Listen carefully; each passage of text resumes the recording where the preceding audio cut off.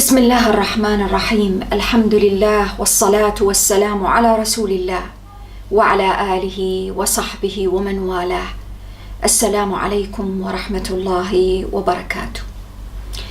لازلنا مع القرآن في سورة التوبة، تحدثنا عن المنافقين، تحدثنا عن أولئك المنافقين الذين يتواجدون في كل زمان في كل مكان، يثبطون،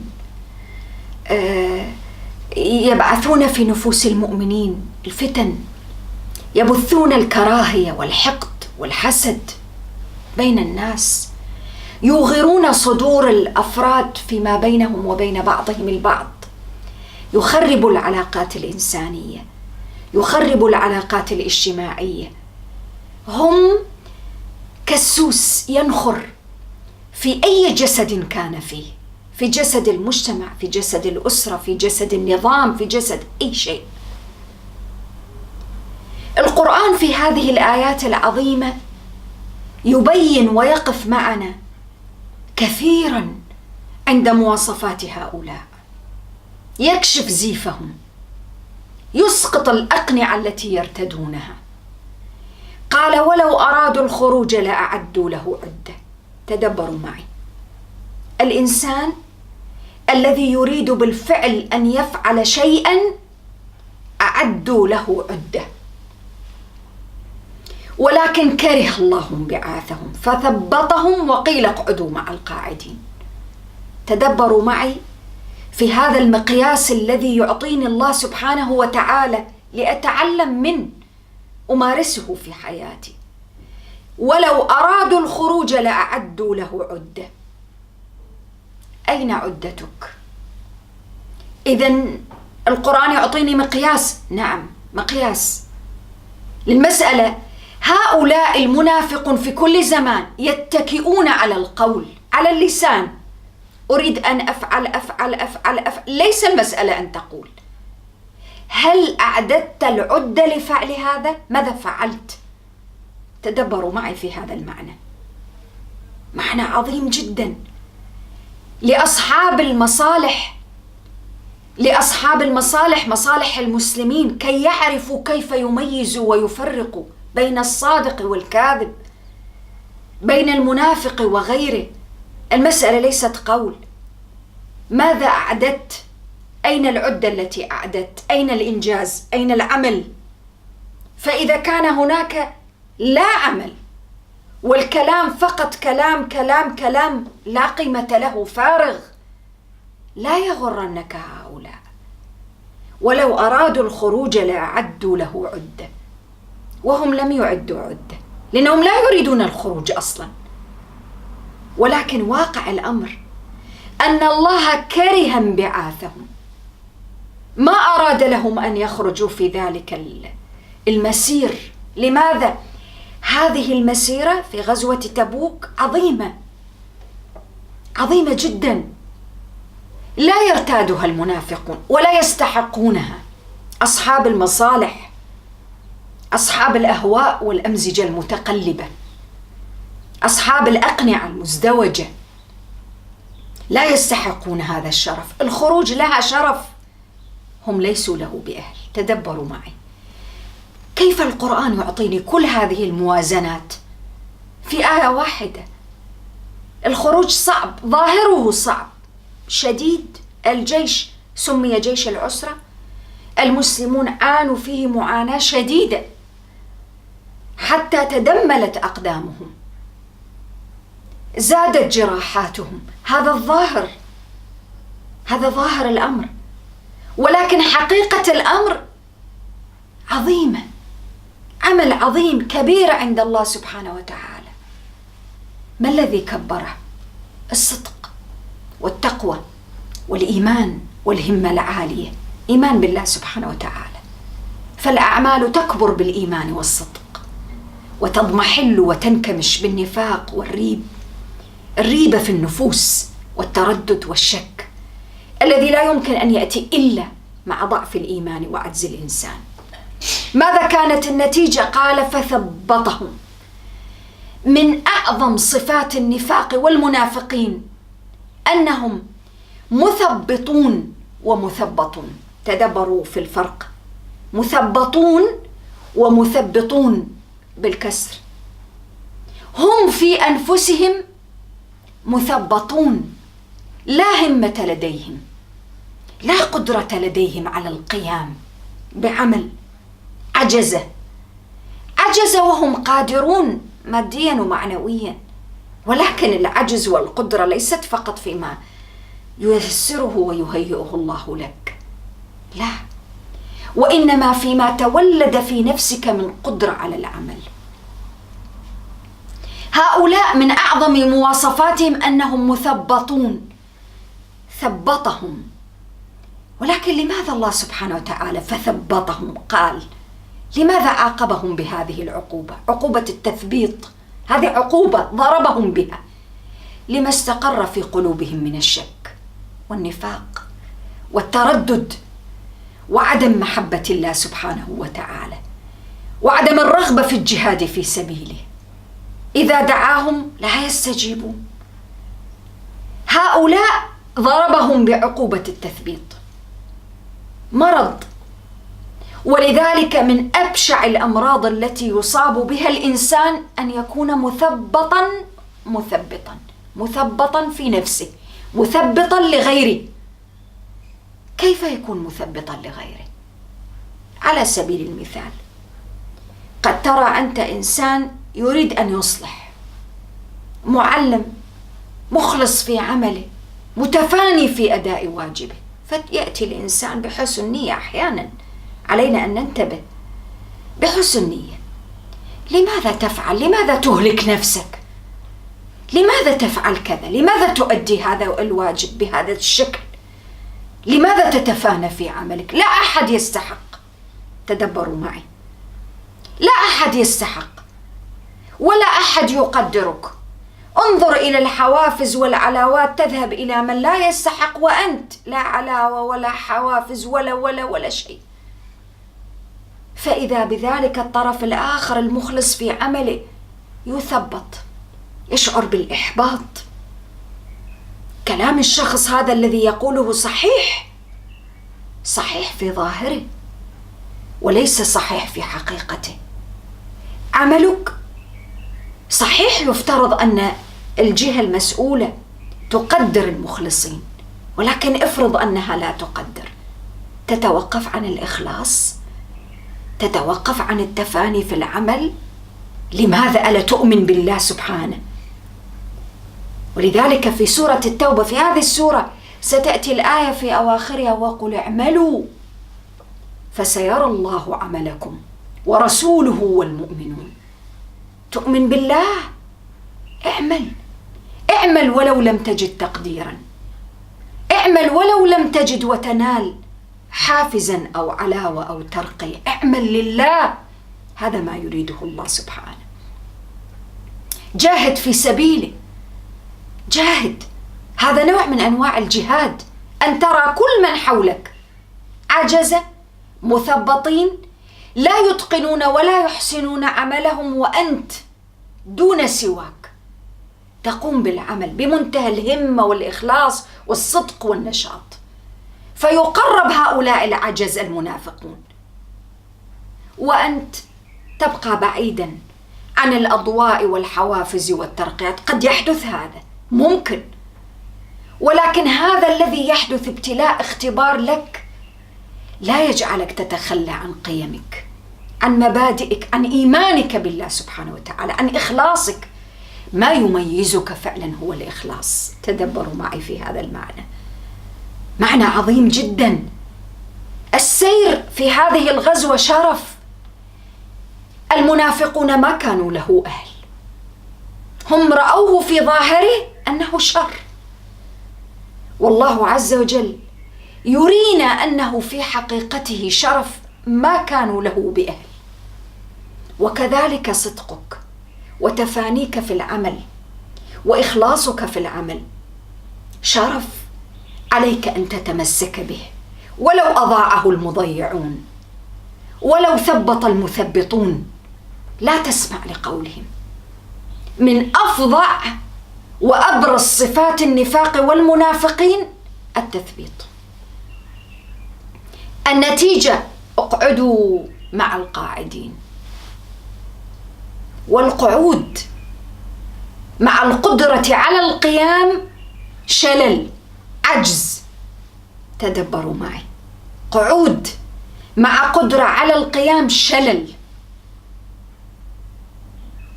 مرض. وهذا المرض الحقيقي قد يصيب الإنسان، فرد، مجتمع، مؤسسة. اقعدوا مع القاعدين. هل ينفع القعود؟ القعود لا يبني. القعود ليس بالعمل الصالح مع القدرة عليه. القعود لا يقربك لخالقك. القعود لا يمنحك وسام شرف عند الله ورسوله. القعود لا يرفعك، لا يقربك إلى خالقك. القعود لا يجعلك تعمر دنيا ولا أرضا ولا بيتا ولا مجتمعا ولا صلاحا ولا إصلاحا. قعود عجز، شلل حقيقي. لو خرجوا فيكم ما زادوكم إلا خبالا. لا تأسف على هؤلاء، حتى وإن خرجوا معك ما كان سيزيدونك أبدا، لا قوة ولا عدد ولا عدة ولا منع. كانوا سيكونون عبئا وعالة عليك، يبثون في صفوف المسلمين الخبال والاضطراب، ولأوضعوا خلالكم يبغونكم الفتنة وفيكم سماعون لهم والله عليم بالظالمين. من أعظم مواصفات النفاق والمنافقين بث الفتنة، الفتنة بين الأفراد. كلما رأوا علاقة صالحة طيبة صالحة بين فردين، بين مجتمعات، بين أشخاص، بين أقارب، بين أهل، بين أصدقاء، خربوها، أفسدوها بالفتنة، بالغيبة، بالنميمة، بالكذب، بالافتراء. يفعلون أي شيء. لماذا؟ تدبروا معي في دقة اللفظة القرآنية. يبغونكم الفتنة.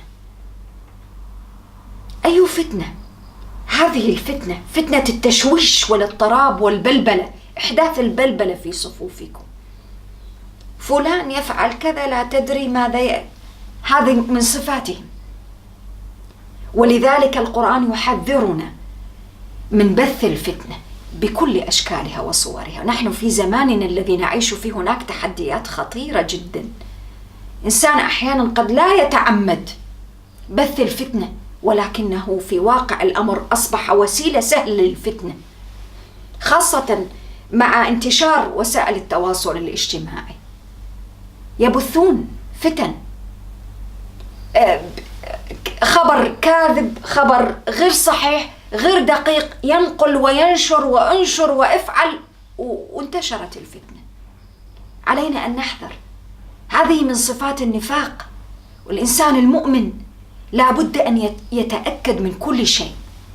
إنسان المؤمن إنسان مسؤول، يشعر بعمق المسؤولية، عمق الأمانة. الكلمة أمانة، سواء في استماع إليها، أو في قولها، أو في نقلها، أو في نشرها، أو في بثها، أو في كتابتها. أمانة كبيرة، لا بد من حمل هذه الأمانة وتأديتها كما أمر الله سبحانه وتعالى. لقد ابتغوا الفتنة من قبل، دأبهم، شعارهم الفتنة. يحبون الفتن، يحبون بث البلبلة في صفوف المسلمين والخلافات والنزاعات. ولنا أن نقف وقفة جادة هنا. كم من الأسر والمجتمعات والمؤسسات، بل والدول أحيانا، خربتها الفتن. كم. وتدبروا معي في كلمة التي جاءت في كتاب الله في القرآن، قال: وفيكم سماعون لهم. الناس ليسوا سواء في الإيمان، ليس كل الناس على درجة واحدة من قوة الإيمان. هناك من يستمع للمنافقين، نعم ممكن، ويسمعون لهم وينقلون لهم الأخبار، وينقلون الأخبار، يتبادل الأخبار. كيف تنتشر الفتن والإشاعات؟ تناقل الأخبار. وفيكم سماعون لهم. يسمعون وينقلون لهم الأخبار ويتناقلون وهكذا. من أبشع المواصفات في أي مجتمع تدمر المجتمع، تدمر العلاقات الإنسانية وعلاقات العمل بشكل واضح. لقد ابتغوا الفتنة من قبل وقلبوا لك الأمور. فعلوا هذا مع رسول الله صلى الله عليه وآله وسلم. يقلبون، تدبروا في اللفظة القرآنية المعجزة، قلبوا لك الأمور.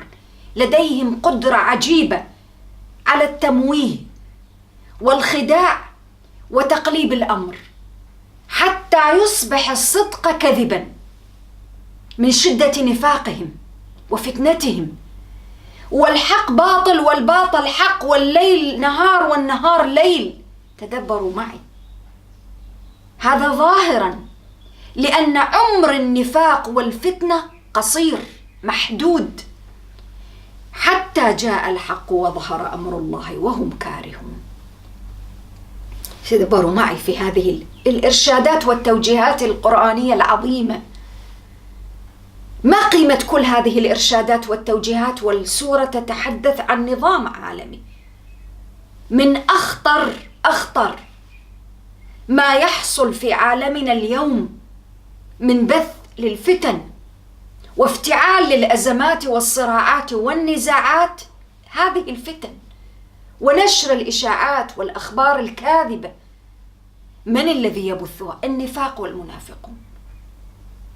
وإذا كان النفاق والمنافقون في السابق ليس لديهم قنوات وليس لديهم وسائل تواصل اجتماعي، الآن خطرهم أكبر وأبشع وجرائمهم أفظع. لماذا؟ هذه الوسائل التي موجودة لديهم متوافرة لديهم. ومن أبسط الوسائل على سبيل المثال أحيانا يفتعلون حسابات كاذبة، حسابات وهمية غير موجودة على وسائل التواصل الاجتماعي، ويبثون الفتن وأسماء مستعارة لإثارة الفتن والبلبلة. ولذلك القرآن يحذر منهم، خطرهم شنيع. هذا الخطر كيف يواجه؟ بالحكمة، بالتأكد، بالتريث، بالتأني، حتى يأتي الحق، حتى جاء الحق وظهر أمر الله وهم كارهون. وقفة عظيمة. سورة التوبة تعلمني، تربيني، تبين لي، تحذرني، تشعرني بالخطر. تدبروا معي، السورة ما ذكرت ولا اسم من أسماء المنافقين. لا أهمية لذكر الأسماء، لأنهم يتلبسون في كل وقت في كل زمان. مسألة ليست أسماء، لا. إذن ما المسألة؟ الأفعال التي يقومون بها. فجاء التحذير والتركيز على الفعل وليس على الفاعل. فاعل قد يتغير في كل زمن وبيئة، ولكن الأهم الفعل، ذات الفعل وذات التصرف والسلوك الذي لابد من الحذر الشديد منه. ومنهم من يقول إذن لي ولا تفتني. ذكرنا سورة التوبة مليئة بهذه العبارات. ومنهم من يقول إذن لي. لماذا إذن لي ولا تفتني؟ البعض من هؤلاء وهو كبير في السن من منافقين جاء إلى النبي عليه الصلاة والسلام: يا رسول الله أستأذنك في القعود، فأنا أخاف على نفسي من نساء بني الأصفر، النساء الروميات جميلات، وأخاف على نفسي من الفتنة. اختبار، ابتلاء. ألا في الفتنة سقطوا. الفتنة ليست في أن تذهب إلى هناك، الفتنة جاءتك وقد سقطت فيها وأنت في بيتك ومنزلك. تدبروا معي في عمق الآية. لماذا كل هذا؟ ازدواجية وكذب. لماذا كانوا يكذبون على النبي عليه الصلاة والسلام؟ النبي عليه الصلاة والسلام هنا يشكل قيادة، يشكل قوة الدولة وقوة المجتمع، وهم من طبيعتهم يتزلفون زورا وكذبا. فكان التزلف للنبي عليه الصلاة والسلام بأن يكذبوا ويفتروا الكذب ويقولوا كل الأعذار الممكنة. لأجل أن لا يخرجوا. وإن جهنم لمحيطة بالكافرين. تدبروا معي في هذه المعاني العظيمة. القرآن يحذرنا، كشف كل تلك الأقنعة. لماذا؟ حتى يكون على حذر كل صاحب عقل ومسؤولية وموقع ومركز في المجتمع، فلا يغتر بهؤلاء المنافقين، وهم كثر في كل زمان ومكان. وأكثر وأخطر ما يوجهون من سهام باتجاه القيادات. وواقع الأمر أن كثير من القيادات عبر التاريخ فسدت بسبب تغلغل النفاق والمنافقين في صفوفها.